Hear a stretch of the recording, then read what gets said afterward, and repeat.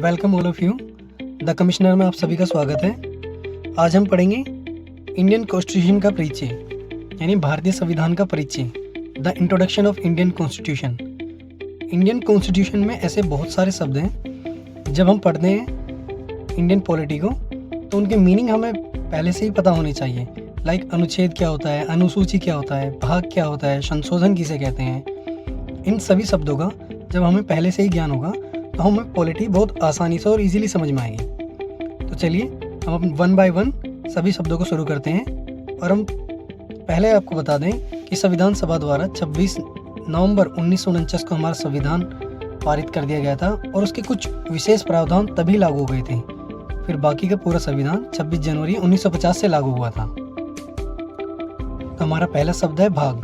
देखिए, जो हमारा मूल संविधान है उसको हमने अलग अलग कैटेगरी वाइज डिवाइड किया हुआ है। मूलतः भारत के संविधान में 22 भाग थे और वर्तमान में 25 भाग हैं। भाग को हम ऐसा समझते हैं, मान लीजिए कि मुझे फंडामेंटल राइट्स पढ़ने हैं तो मैं पूरे संविधान को टटोलूंगा नहीं, मैं एक स्पेसिफिक भाग 3 में जाऊंगा और फंडामेंटल राइट पढ़ूंगा। वहीं मुझे अगर राज्य और संघ के बारे में पढ़ना है तो मैं भाग 1 में जाऊंगा। अगर मुझे सिटीजनशिप के बारे में पढ़ना है तो मैं भाग 2 में जाऊंगा। अर्थात जो मेजर टॉपिक्स हैं, टॉपिक वाइज जब डिवाइड किया गया है तो वो संविधान के टोटल 25 भाग हुए।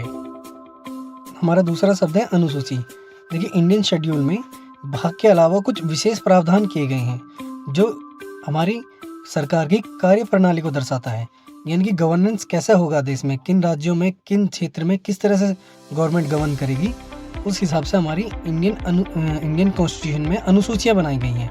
मूलतः हमारी इंडियन कॉन्स्टिट्यूशन में 8 अनुसूचियाँ थी। ये संशोधन कर करके टोटल अभी वर्तमान में 12 अनुसूचियां हैं। अगला शब्द हम देखते हैं अनुच्छेद।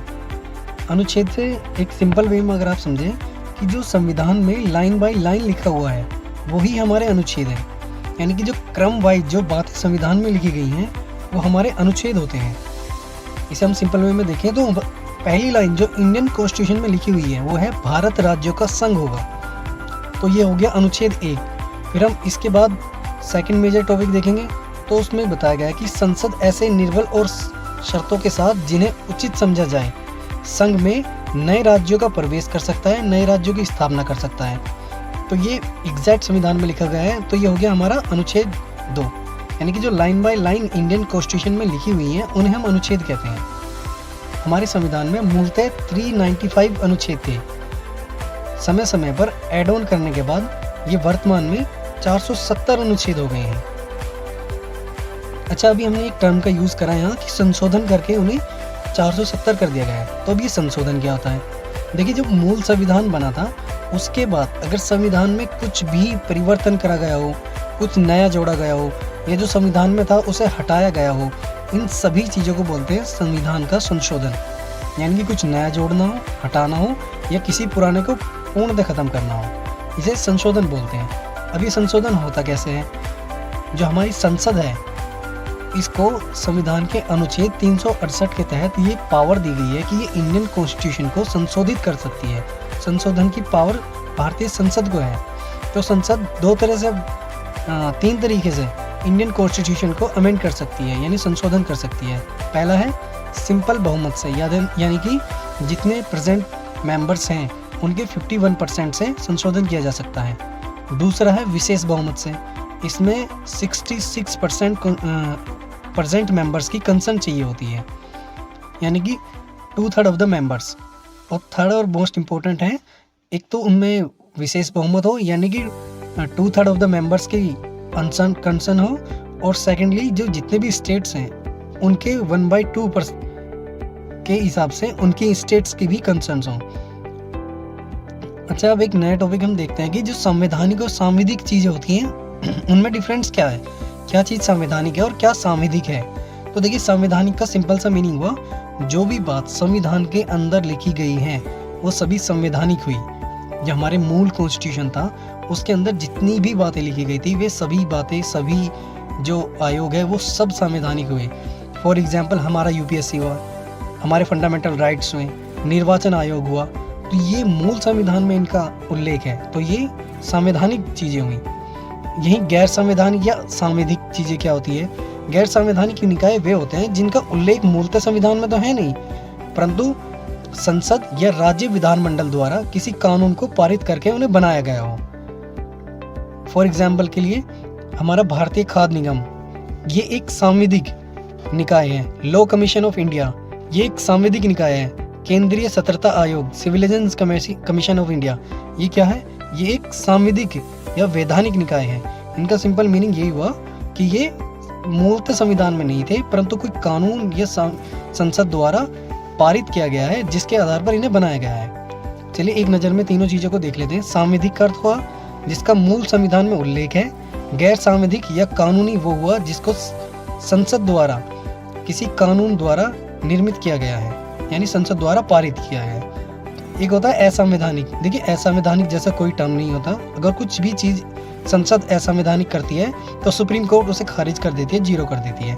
अगर कोई नागरिक असंवैधानिक कार्य करता है तो उसके लिए पुलिस तैनात है, पुलिस फिर उसे संवैधानिक बना देती है। आइए अब कुछ महत्वपूर्ण सवाल देख लेते हैं जो भी हमने पढ़े हैं।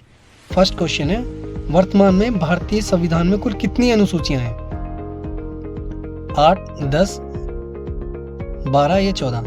देखिए अभी हमने एग्जाम्पल के थ्रू जब समझा था तो हमने देखा था कि मूल संविधान अभी हमारे संविधान में 12 अनुसूचियां हैं।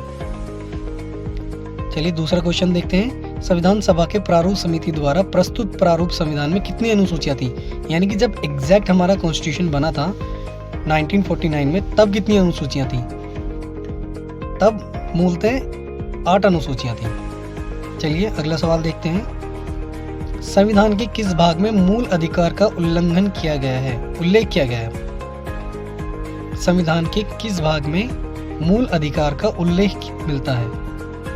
तो अभी हमने देखा था भाग 3 में, संविधान के भाग 3 में फंडामेंटल राइट्स का उल्लेख मिलता है। चलिए अगला क्वेश्चन देखते हैं। संविधान के भाग 1 में निम्न में से किसका वर्णन है?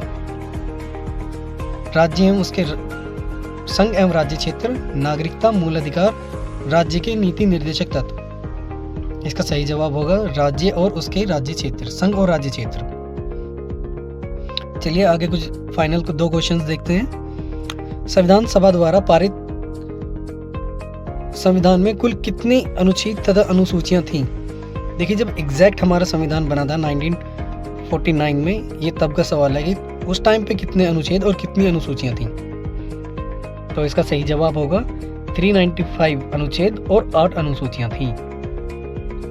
चलिए आज का लास्ट सवाल देखते हैं। संविधान के किस अनुच्छेद में यह अंकित है कि इंडिया अर्थात भारत राज्यों का संघ होगा? देखिए अभी हमने एग्जाम्पल दिया था कि जो इंडियन कॉन्स्टिट्यूशन की फर्स्ट लाइन है उसी में ये लिखा हुआ है, भारत राज्यों का एक संघ होगा। तो इसका अर्थ हुआ कि ये अनुच्छेद 1 में लिखा गया है। तो आज की क्लास यहीं खत्म होती है। Thank you for watching. The commissioner को सपोर्ट कीजिए और सब्सक्राइब बटन दबाइए। Thank you, love you all.